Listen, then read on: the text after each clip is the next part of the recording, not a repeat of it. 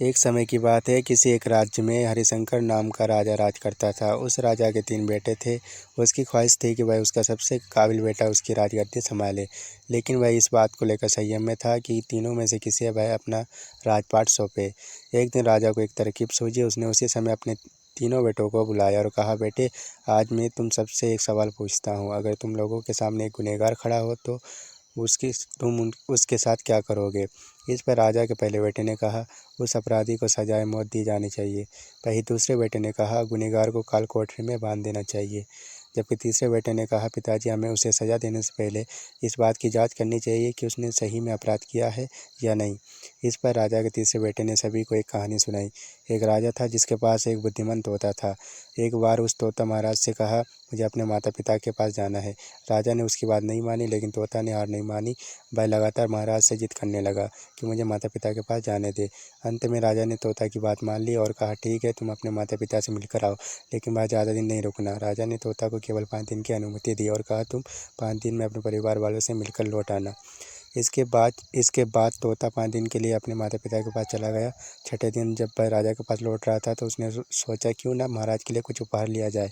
वह पर्वत की ओर निकल पड़ा। दरअसल वह महाराज के लिए अमृत फल लेना चाहता था। वहाँ पहुँचते पहुँचते रात हो गई। रात हो जाने के कारण वह आगे नहीं बढ़ा और वहीं रुक गया। उस रात जब तोता सो रहा था तभी एक सांप आया और उसने राजा के लिए जो अमृत फल लाए थे उसे खाने लगा। सांप ने फल को खाया, इसलिए जहर फैल गया था। हालांकि तोते को इस बात की भनक तक नहीं पड़ी थी। जब वह महल पहुंचा तो खुशी खुशी सीधे राजा के पास गया और कहा, महाराज, मैं आपके लिए एक अमृत फल लेकर आया हूँ।